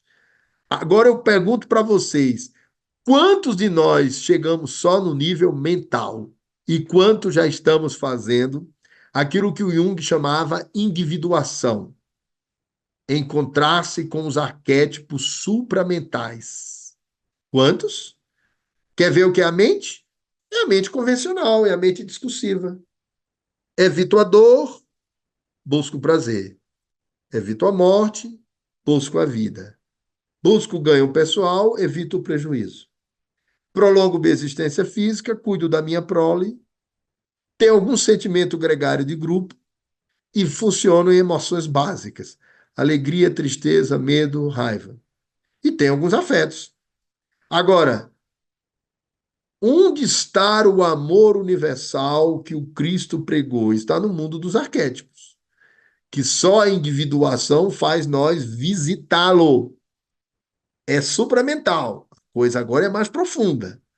Agora não é mais a mente convencional que vai conseguir fazer. É a supramente. Com os arquétipos junguianos, chegamos no máximo ao domínio do significado. Então, aqueles seres, Chico Xavier, né? Ele dizia: o amai-vos uns aos outros como eu vos amo. O amai-vos uns aos outros foi superado pelo amai-vos uns aos outros como eu vos amei. Cristo ensina, né? Amai-vos uns aos outros. A gente ama os do nosso grupo social. E olhe lá. Família e um pouco no grupo. Agora, amai-vos uns aos outros como ele vos amou, nível arquetípico, supramental. Aí tem que ir para o nível dos arquétipos. Tem que fazer autoconhecimento, tem que fazer individuação, tem que visitar a alma, tem que ir além da biologia, além do instinto gregário, tem que ir além da cultura, porque a própria cultura não ensina isso, né? Tem que fazer transcendência da alma, autoconhecimento. Arquétipos, corpo espiritual e nível supramental, quer dizer, o corpo espiritual manifesta no Sapiens as matrizes arquetípicas da consciência. Então, essa é a visão do Amit Goswami, o corpo espiritual, ele está manifestando no Sapiens matriz da consciência que vinham sendo elaborada lá atrás, passo a passo. As matrizes também estavam evoluindo, até encontrar um nível de espécie em que elas se tornam conscientes de si. O penso, logo existo, sinto, logo existo, o escolho, logo existo, né? Foi o Nietzsche que fez essa brincadeira e disse: não é penso, logo existo, não é sinto, logo existo, é escolho, logo existo. O escolho já é do nível mental. E agora eu completo aqui dizendo: e transcendo, logo sou. Transcendo para os arquétipos. Aí agora eu sou consciente da minha própria consciência espiritual e universal. O psicólogo Jung propôs uma classificação empírica das 4 funções psicológicas: sensação, sentimento, pensamento e intuição. Jung vai dizer que a maioria das personalidades estavam num desses polos. Ou no excessivo sensório, é o que o doutor Henrique Rodrigues chamava de homem instintivo, vive do pescoço para baixo, sensório. Então ele vive da alimentação sexual, do estômago, da respiração, do sono, do sexo, do prazer, sensório. Sentimento. Subiu mais um degrau, já sente, né? Sente amor, sente ternura, sente bondade, sente amizade, sente carinho. Sentiu, subiu mais um nível da evolução. Dentro do mental. Pensamento, nível do mental, intuição sobremental. Geralmente a personalidade do indivíduo é dominada por um desses 4 tipos de experiência. Pode ser histérico, sente de forma histérica. Pode ser instintivo, materializado, sensações, sensórios, né? As sensações que o indivíduo tem pertencem ao domínio físico da consciência. Então você tem um nível de consciência que é muito primário. E ele está na correlação mente-cérebro. E mais, a mente pode ser muito afogada pelo cérebro. E por isso o indivíduo sequer atingir a individuação, porque ela está dominada pelo cérebro. Mente espiritual, gente, autoconsciência espiritual, autoconhecimento é coisa da alma, você tem que saltar mais. Senão a mente fica refém do cérebro a existência inteira. Alguns chamam isso de consciência de sono. Sentimentos humanos se devem a entidades não materiais, os campos morfogenéticos do corpo vital da consciência. Depois é preciso levar em consideração o pensamento, que pertence ao domínio da mente. Pensamento é cognição. Cognição é mental. Intuição é sobremental. Emoções são mentais e também cerebrais. Afetos, afetos sublimes, o amor, a bondade, a justiça já são arquétipos. Tem que subir para o nível supramental. O arquétipo da justiça, do amor, da bondade, da paz, da unidade. São arquétipos, vai ter que subir, vai ter que evoluir. Depois é preciso levar em consideração o pensamento, que pertence ao domínio da mente. O corpo espiritual, como sede da memória do espírito, desencarnado, pode provocar nele próprio sensações de prazer e desprazer, calor e frio, sufocamento e falta de ar, queda em abismo ou mobilidade extrema? Isso aí é a pergunta sobre o ser espiritual desencarnado, né? As pessoas não sabem nada da vida espiritual porque não sabem do corpo espiritual. E o corpo espiritual é capaz, sim, porque ele é matéria, quintessenciada, mas é matéria, numa frequência superior da luz, mas é matéria. Existe eletromagnetismo no corpo espiritual em nível superior da luz. Aí o sujeito desencarnado sente frio, sente calor, sente sangue sair do seu organismo. Isso tudo são correlações da sua mente espiritual com o seu corpo espiritual, que tem capacidade de sensorialidade no mundo espiritual, mergulhado no fluido cósmico, mergulhado nas vibrações que o circundam e no mundo espiritual que o constitui. São sensações falsas? São criações mentais? São outras questões. Eu vou parar por aqui e a gente deixa essas emoções para outra oportunidade. Estou aberto a questões. Vamos lá. Agradecendo mais uma vez um estudo precioso do nosso querido Denizar de Souza. Vamos passar aqui para a Rosa Rita Martins, que apresentou aqui uma pergunta, não é, Rosa? Pode apresentá-la? A filogênese de cada espécie pode estar relacionada a princípios inteligentes específicos que chegaram à Terra pelo ar em restos de cometas, poeira estelar, etc., né? Que a gente Certo, sabe, né? certo. Essa já é uma outra questão, mas eu vou para a Pois primeira, é. né? A anterior. Veja, qual é a questão?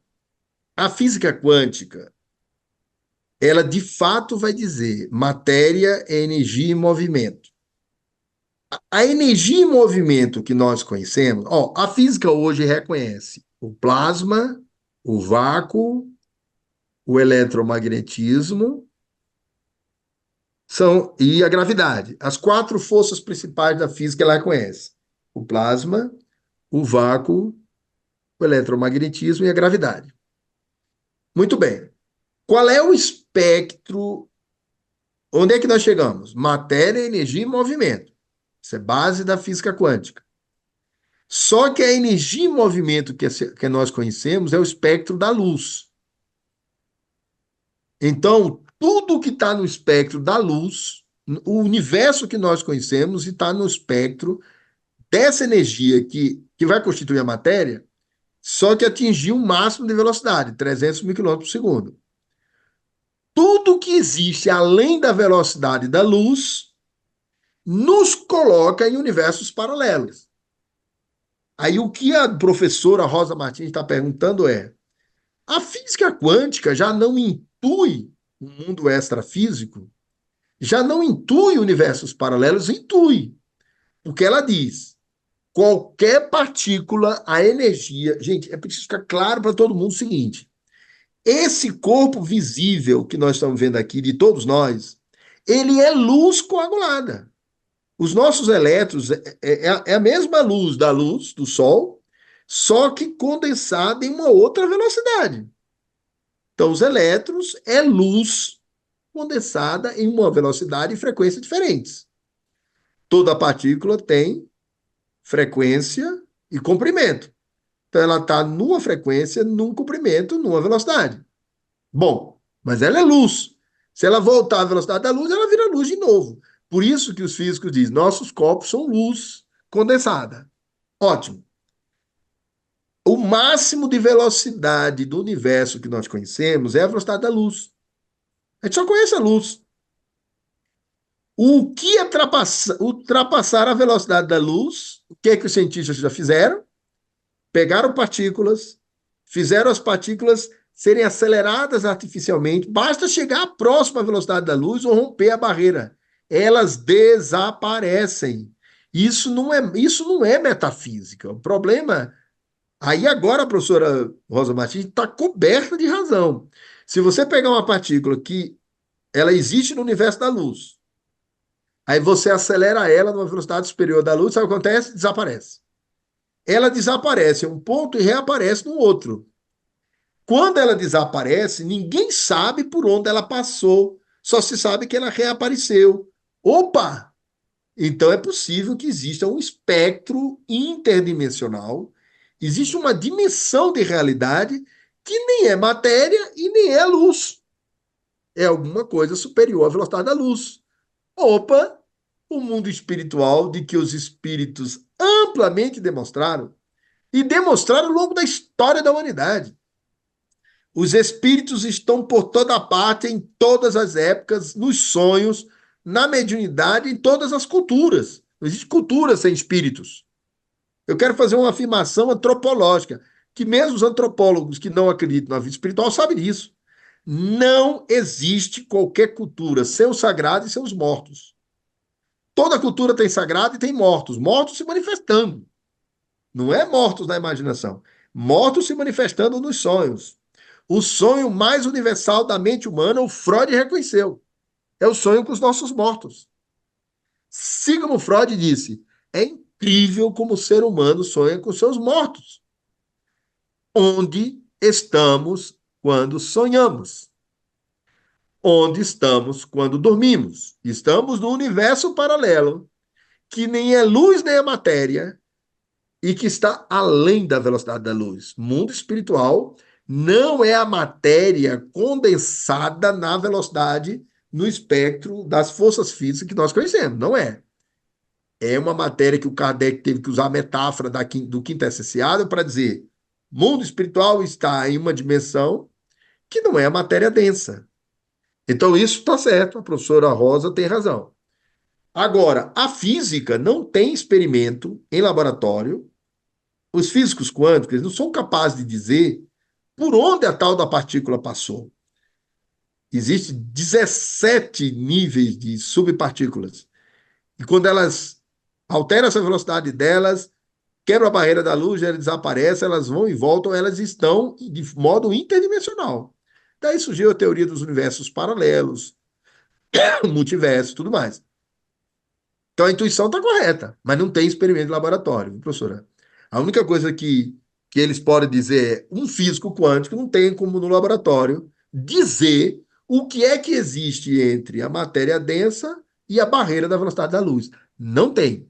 O Einstein intuiu que qualquer objeto quântico navegasse a velocidade superior da luz ou próxima da luz, ele alteraria o tempo. E aí ele criou a equação de que espaço e tempo são duas funções de uma mesma realidade. Então altera o tempo, portanto, o tempo que foi criado na origem do universo, ele é alterável se você alterar a velocidade do corpo, aproximando na velocidade da luz. Isso em física é teórico e é hipótese. E muitos físicos dizem, é o chamado paradoxo do avô. Se uma pessoa, o meu filho, por exemplo, digamos, tem o meu filho, o Alan, tem 26 anos. Aí ele viaja, não é? Não, o contrário, eu viajo e passo 12 anos dentro de uma espaçonave na velocidade da luz, 12 anos dentro de uma espaçonave que pudesse viajar na velocidade da luz, quando eu voltasse, eu seria mais jovem na Terra que o meu filho. Porque em 12 anos, dentro da espaçonave, o tempo teria passado de forma diferente. Os cientistas sabem disso, mas não tem nenhum corpo macroscópico que viaje na velocidade da luz. Então não tem como fazer esse experimento. Deu para entender? Então não tem experimento em laboratório, professora Rosa, para dizer que o mundo espiritual existe nesse sentido da física quântica. Agora, por hipótese teórica, existem universos paralelos. Só não se sabe, os próprios físicos dizem, eu não sei por onde a partícula passou. Mas que desapareceu, desapareceu. Isso foi feito no ano 2000. Existe um laboratório de física, gente, que junta França, Itália, França, Itália e Áustria. E eles fizeram um laboratório que o troço circula as três fronteiras. É uma coisa interessantíssima. Aí a partícula circulou, desapareceu num ponto porque ela foi acelerada artificialmente. Isso a física faz, ela só não sabe dizer por onde ela passou. Entendeu? E aí, o resto é teoria, é hipótese. Agora, a tua segunda questão, consegui responder essa primeira questão, professora? Sim, de certa maneira, sim. Quer dizer, não existe a minha pergunta era mais no sentido de que se isso já não mostra que os materialistas, que não existe realmente a matéria, tudo no universo é energia, nós somos energias também, né? Ah, E como também. energia, realmente a gente Isso, pode desaparecer num ponto e reaparecer em outro, né? exatamente. Como espírito. Como Isso que, espíritos, nós isso realmente que, podemos fazer isso. isto que a professora Rosa está falando, o nome disso em física é a insubstancialidade da matéria. Na perspectiva da física quântica, existe uma insubstancialidade da matéria, porque a matéria ela pode ser densa, e se você alterar toda a velocidade das partículas que constitui esse corpo macroscópico, ele volta a ser energia e volta a ser luz. Então tá certinho, né? Bom, se um corpo denso como o nosso, alterada a velocidade das partículas, volta a ser luz, volta a ser energia, né? O corpo, os nossos átomos e partículas, gente, quando a gente desencarnar, né? Eles vão se disseminarem. Eles vão compor a teia vibratória do planeta, as partículas estarão espalhadas no universo, né? A energia, a lei da conservação da energia garante isso. Em nível subatômico, vai continuar todo mundo na experiência das partículas, mas elas vão se dispersarem. O problema, professora Rosa, é que não existe a possibilidade de observar essa experiência em um organismo macroscópico. É o problema da diferença do microscópico para o macroscópico. Ao nível microscópico, os caras olham os elétrons e veem eles fazendo salto quântico, saltar de um orbital para outra, e sem deixar rastro entre um e outro, é salto quântico, isso é observável no laboratório. Lá na microscopia eletrônica, ao nível microscópico, é possível fazer tudo isso. Agora, em organismos macroscópicos, que é o nosso corpo, não se consegue, né? Agora, o que disse o Kardec? Aí vem todo o modelo. Nós somos seres multidimensionais. A matéria é a ponta do iceberg. Em cima dela, a partir dela, você vai ter o corpo espiritual, o corpo vital, as energias da mente. Lá em cima, uma coisa chamada espírito, que é operado pelos arquétipos. Chegar neles, operar a partir deles. Cristo era um arquétipo vivo da ética, da moral, dizia Jung. É como se ele operasse somente no arquétipo, entendeu? Então não há mais oscilação. O arquétipo é a estrutura da alma. Você só está no amor. Não existe nada além de amor em você. Você só está na justiça, é o arquétipo da justiça. Ele se manifestou em um indivíduo. Então isso vem da alma. É um ser multidimensional. Imagina. Matéria é a ponta do iceberg. Eu acho que o lugar que a gente pode dizer que vai estudar os sonhos para você ver. Estuda os sonhos que desmorona tudo. Desmorona materialismo, neurociência, biologia. É sonho. Porque no sonho você tem experiências que o cérebro não pode produzir. Cérebro é temporal, gente. Cérebro não sabe de futuro. Cérebro não simula cenário. O professor Siddhartha Ribeiro está errado. E ele é um neurocientista. Quando ele diz o cérebro produz cenário. Não é o cérebro. porque o cérebro obedece uma temporalidade. Quem produz é a mente. A mente pode. Como a mente tem uma dimensão nela que é atemporal, é ou não é? A mente na dimensão supramental, ela é atemporal, porque ela vem de Deus. Quando a gente está no nível supramental, a gente sai do tempo. Em experiências de quase morte, as pessoas veem passado, presente e até futuro. Os paranormais veem o futuro. Que futuro eles viram, gente? Eles suspenderam o tempo temporariamente, entraram em um nível de consciência dentro do qual não existe tempo, porque eles atingiram a posição, estão em espírito. E tem momentos do sonho que você está em espírito, por isso que você suspende o tempo. Aí você volta para o passado e vê o futuro. Sonhos premonitórios. Entendeu, professora? Então aqui você entra numa dimensão atemporal, mundo onírico, que o Freud disse, olha, o inconsciente é atemporal. Se perguntasse para ele, mas professor Freud, mas como é que é atemporal? O cérebro é todo organizado pelo tempo. E como é que ele rompe a barreira do tempo? Ah, não sei. Entendeu? Porque o cérebro é temporal. Não tem conversa. O nosso cérebro só conhece até esse minuto de hoje aqui, ó. 10h25. Tudo que tem na memória só tem até 10h25. Se cair um cometa daqui a 5 minutos no planeta Terra e a gente desaparecer aqui, ninguém sabia. Pelo menos nós, eu não sei. Se vocês estão sabendo, me avisem. Por quê? Porque o cérebro só opera até agora, entendeu? Temporalidade. Agora, a mente não. A mente, no lugar da consciência de espírito, ela é atemporal.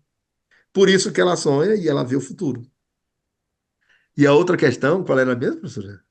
É a filogênese de cada espécie, lá na diferenciação das espécies, pode estar relacionada a princípios inteligentes específicos que chegaram aqui na Terra, né? Que Eu vieram acho, pelo eu ar acho que, mesmo. eu acho que essa hipótese é a hipótese de Amit Goswami, é a Sim, hipótese de muita gente, dos neurocientistas espirituais. O Amit Goswami aposta em alguma coisa nesse sentido aí. Quer dizer, não é genético, não foi a mudança ambiental. Foi alguma coisa do plano extrafísico, físico, isso. do plano espiritual, que tendo uma configuração vibracional outra, tinha uma outra conformação perispiritual. Particularmente, a minha hipótese no sentido de que é o que eu tenho lido e eu acredito, que na passagem para os sapiens entrou espíritos novos. Espíritos novos, com um corpo espiritual diferenciado, que já tinha feito uma evolução, talvez um planeta parecido com o nosso, mas já tinha logrado a consciência. E eles nos ajudaram a fazer o quê? A puxar a genética para frente, para que esses espíritos da Terra pudessem ir entrando em uma nova condição, entendeu? Mas a puxada, o salto, a ruptura genética, a mudança genética foram esses espíritos que provocaram. Eles entraram na Terra e puxaram. O Amit Goswami, ele diz que talvez no futuro a gente tenha um super cérebro ou um super neocórtex. Se acontecer isso, não tem um monte de gente dizendo que está entrando espíritos evoluídos. Se você entra com uma camada vibratória diferenciada, o que é que você começa a fazer? Vocês acham que parou isso? Parou não. Podem estar entrando espíritos evoluídos que vão nos ajudar. Nós somos os macacos para eles. E eles entram na Terra, nos ajudam a quê? Fazer alterações genéticas. Porque a alteração genética não é de si própria. Ela não pode ser pela pressão ambiental. Isso é muito mecânico. O, o, o cientista o Mário Beauregard diz isso, seriam milhões de anos para que a interação meio-ambiente com o organismo produzisse essa novidade. Tá? E foi 1 milhão de anos. Gente, 1 milhão de anos é uma bagatela temporal. É 1 milhão de anos para que tudo que era primata virasse sapiens.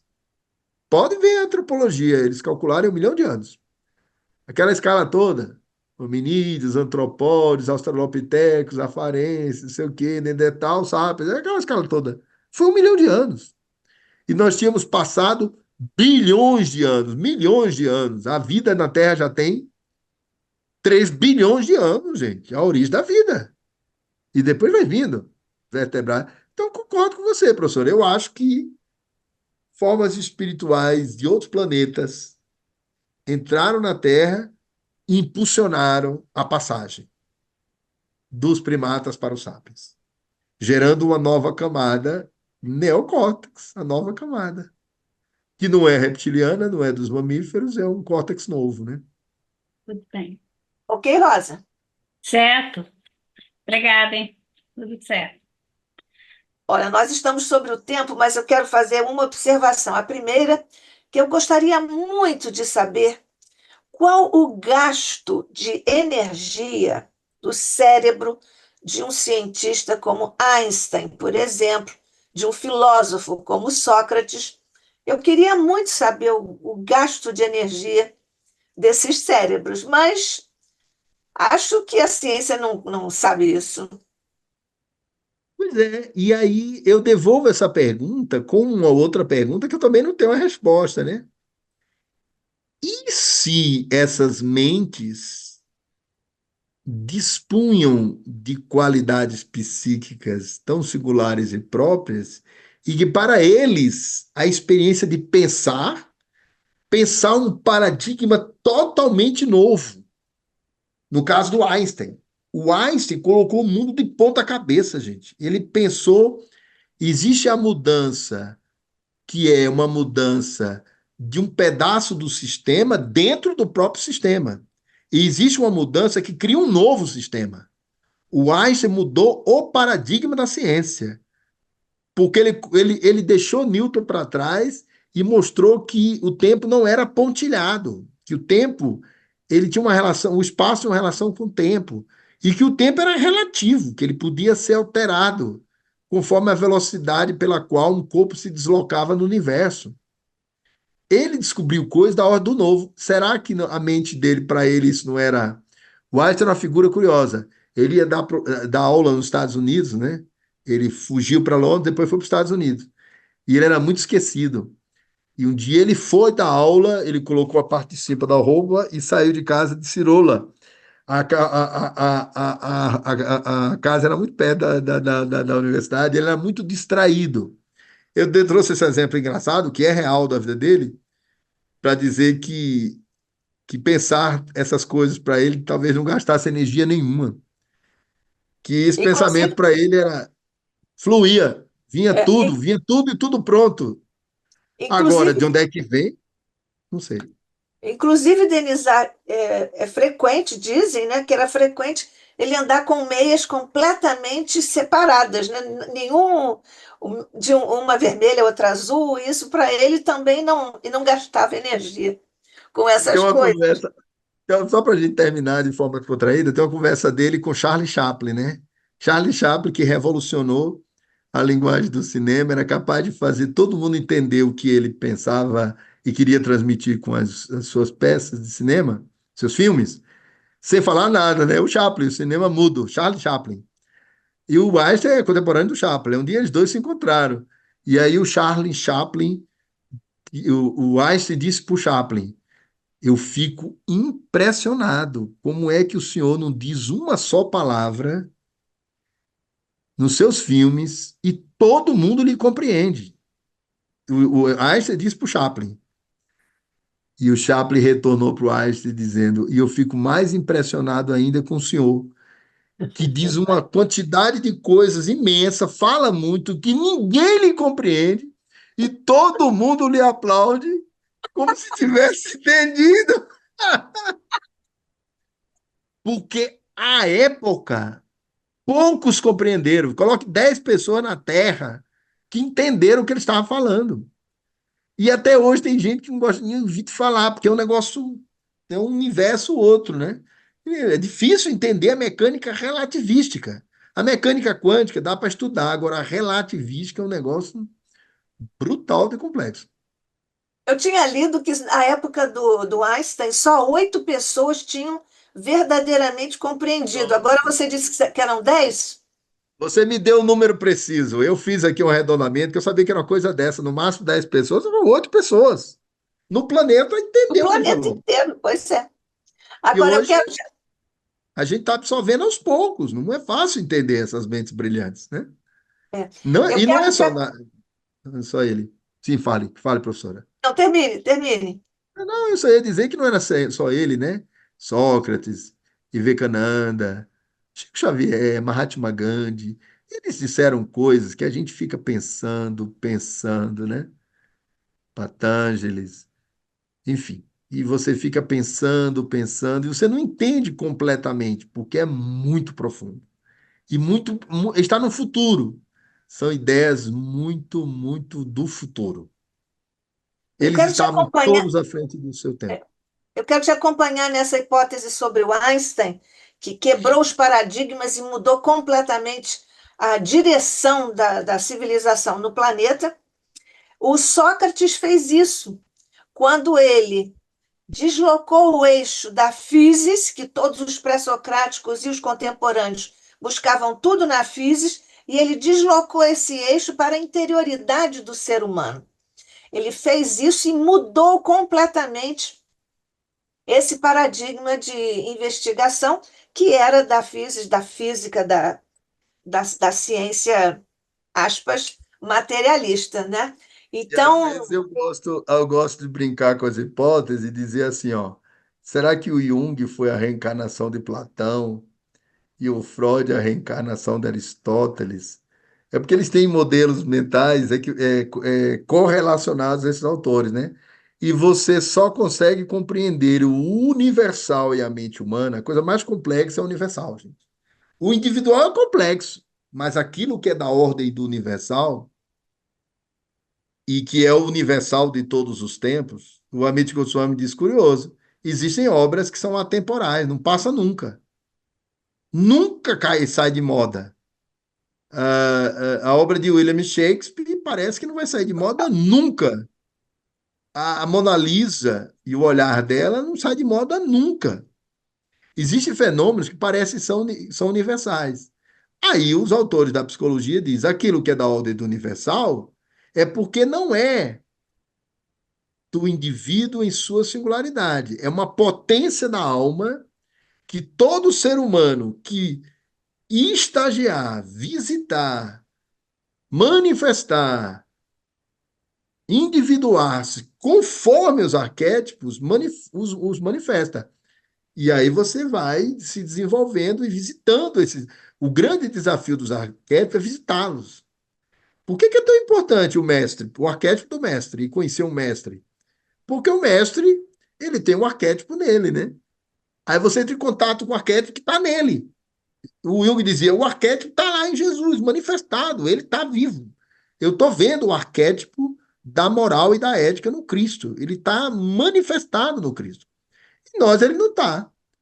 Aí você fica vendo o quê? Pálidas sombras de uma realidade que você nunca viu. Por isso que Cristo, tendo todos os arquétipos nele, era uma visão única. Por quê? Porque os arquétipos estavam ali presentes, completos. E em nós eles estão o quê? Parecendo pedacinhos, fagulhas da alma, até a gente fazer a individuação, fazer a evolução.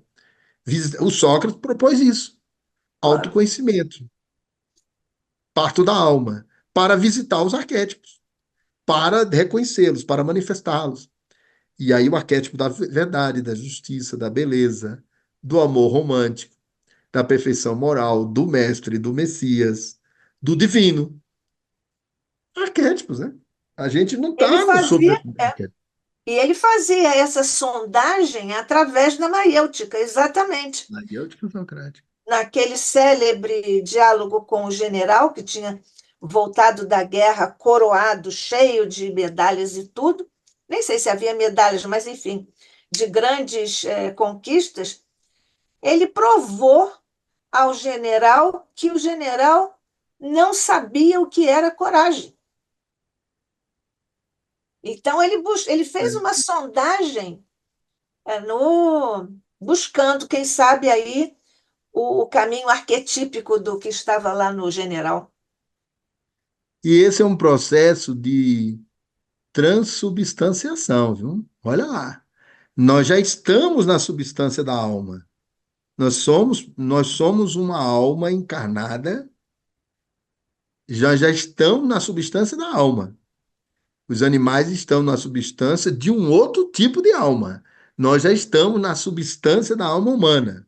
E mesmo estando na substância da alma humana, o divino que há em nós, que são os arquétipos, para chegar nele a gente tem que fazer a transubstanciação, que é transcender o humano, tocar o divino que em nós está. Então, quanto mais a gente repete condicionamentos de memória, a gente repete o nível do humano. E tem aqueles que, estando no humano, eu desconfio que estão em encarnações primeiras, eles, por exemplo, não sabem viver em sociedade. Eles só convivem em sociedade na forma da violência, da destruição. Eles não sabem o que é a civitas, a civilidade, o urbano, a convivência, porque eles estão numa fase quase que pré-societária. Talvez eles estejam na terceira ou quarta encarnação. Quando eles estão no mundo, eles estão para destruir o entorno social e, no final, é ele próprio. Me lembrei do Hitler agora, né? Então, o espírito ele pode estar numa fase em que as questões específicas que é do humano, as questões do afeto, por exemplo, não existe relação social sem afeto. Não existe relação social só pela razão. Tem que ter afeto. Afeto de grupo. Tem que gostar de ser brasileiro para me ver brasileiro. Eu tenho que ter gosto pelo Brasil para me ver brasileiro. Isso é afeto e emoção. Não existe relação social sem emoção e afeto. Se eu sou zero em emoção e zero em afeto, como eu estabeleço relação social? Porque eu estou nas primeiras encarnações. Eles são grandes problemas para a sociedade. Aí acabam na pena de morte, no serial killer, presos, são mortos pela polícia, porque não sabem conviver em sociedade. Não tem nada a ver isso com pobreza econômica. As pessoas confundem isso, né? A pobreza econômica, ela gera aquele crime besta. Eu estou chamando de besta porque é besta mesmo. Uma pessoa morrendo de fome cobra, rouba uma lata de leite para dar para o filho. Eu conheço um caso aqui de Brasília que a pessoa roubou uma lata de leite, estava com um bebê na frente do supermercado, levaram ela para a delegacia, a delegada disse, eu vou agora mesmo levar essa senhora lá para o meu colega do Ministério Público para ele pedir a soltura dela, porque não tem sentido isso. Ela tinha roubado uma lata de leite. Do ponto de vista da legislação, ela cometeu um crime, acabou. Furto, né? E ela disse, meu filho estava morrendo de fome. Entendeu? Isso é diferente do sujeito que não sabe viver em sociedade. Ele se organiza para destruir a sociedade. Pelo crime organizado, usando armas, traficando armas, ganhando dinheiro com isso, matando pessoas. E ele passa a vida matando, até um dia ser morto, ser assassinado no seu corpo, né? Organizar, nós já Sim, passamos do tempo, mas eu não claro. resisto. Você falou agora desse tipo de comportamento antissocial, evidentemente. Como é que você veria ou colocaria essa sua observação à vista dos. Você lembrou do ditador da Segunda Guerra na Alemanha nazista? Adolf Hitler. E agora os que estão fazendo, segundo alguns especialistas, algumas operações assemelhadas. Como é que você vê? Porque esses não têm comportamentos antissociais do ponto de vista do grupo social, de circularem entre pessoas. Pois é, mas aí agora eu volto para o Siddhartha Ribeiro, que é um grande neurocientista, e ele tem uma sacada excelente. Ele diz, ó, a primeira forma de organização social é intragrupo. Observe. Cuidar do seu próprio grupo, os animais fazem isso. Uma gleba de elefantes, uma manada de elefantes, ela cuida do grupo de elefantes. O que está fora do grupo pode ser destruído. Então, a consciência que só integra o próprio grupo, ela é muito primária. E é por isso que os religiosos têm que ter cuidado com isso. Porque eles não se fecham em grupos, né? Hoje, as bolhas virtuais, eu estou tratando isso no meu livro sobre espiritualidade cotidiano, as bolhas virtuais, elas são um grande risco, porque ela faz um grupo se fechar e tudo que está fora, a fronteira é muito rígida. O que está fora pode ser objeto de destruição simbólica ou física. Você falou da destruição física. Temos uma guerra. Israel-Palestina, que é uma destruição, a mortes, porque eu protejo o meu grupo e eu mato quem está fora. É a Essa mesma coisa consciência da invasão da Ucrânia, já que você da citou Ucrânia, essa. ou da Ucrânia. Eu sou capaz de matar friamente crianças, mulheres, homens, destruir casas, hospitais, o que for. Porque está fora. O que está fora, eu não sinto nada, não tenho interesse por aquilo que está fora. Essa história da fora e do dentro é uma consciência primitiva. Por isso que se diz, né? O Jurandir Freire de Costa, que é um grande psicanalista do Rio de Janeiro aí, ele diz assim: quer saber um sinônimo de ética? O pronome nós, quando ele é inclusivo. Quanto mais você coloca nós no seu nós, NOS, quanto mais inclusivo ele é, mais ético ele é, porque está colocando todo mundo para dentro. A humanidade vive uma evolução precária, em que nós estamos ainda na consciência de grupo. A gente só cuida do nosso grupo. Há aqueles que só cuidam da própria família. O que está fora da família é o estranho. Se morrer, se adoecer, se sofrer, eu não sinto nada. Eu não tenho relação com o que está fora. Essa é uma consciência atrasadíssima, professora Nath, que está em nós, mas está lá na forma da guerra. Quando eu for fazendo inclusão, né, a União Europeia é um projeto fantástico, ele é inclusivo. Ele quer todos os povos dentro da Europa, pelo menos da Europa. União Europeia, isso é fantástico, uma grande família europeia, né? Inclusiva, que inclui. Agora, essa consciência que você descreveu é fácil de escrever. O neurocientista Siddhartha primeiro diz, primeiro, lá atrás era a consciência que só protegia o grupo biologicamente. As espécies que antecederam os sapiens, e o próprio sapiens, durante muito tempo está sendo isso. Quando é que a gente evolui? Quando a gente coloca todo mundo para saborear a vida. Aí já não é mais o Brasil, não é mais a minha família, não é mais uma região, um continente, um povo, uma cultura. E no caso do nazismo foi a Alemanha e o resto do mundo é para escravizar e dominar. Só isso. O resto do planeta, todos escravos da tutela do poder desse regime sombrio chamado nazifascismo. Aí o dentro fica muito pequeno. E aí eu me destruo, porque o mundo inteiro vem contra mim e me destrói, claro. Perfeito. Pois é, ficamos por aqui, mas depois tem mais, né? Nos próximos encontros teremos mais. Claro. Em anos posteriores, encontros posteriores, aí uma nova jornada, sabe o que a gente faz? Eu vou propor para vocês uma jornada numa área diferente. Tipo assim, ó, espiritualidade e sociedade. Aí fazer mudança social e espiritualidade, história e espiritualidade, política e espiritualidade, para ver como é que, do ponto de vista social e cultural, essas coisas acontecem. E aí eu resgato toda a minha formação de sociologia e antropologia, que é uma coisa incrível, né? Nós somos seres societários, professora. A gente é Somos. social ao nascer, a gente fala uma língua que é social, a gente vive numa cultura que é social, a gente acredita numa doutrina que é social e histórica, e a gente é mergulhado no social. A transcendência ao social é uma das tarefas espirituais. É você ir além de sua época, além de sua doutrina, além do seu ponto de vista, além da sua cultura. Isso é muito complexo, é desafiador para a nossa mente. Mas nós vamos estudar juntos isto. Vamos. Então vamos agradecer a Jesus, a nosso mestre amado, a Maria, nossa mãe por legado neotestamentário, aos nossos anjos da guarda, aos nossos amigos espirituais queridos. A ti, Jesus, nossos pequeninos corações, dirigindo-se agora na direção do teu.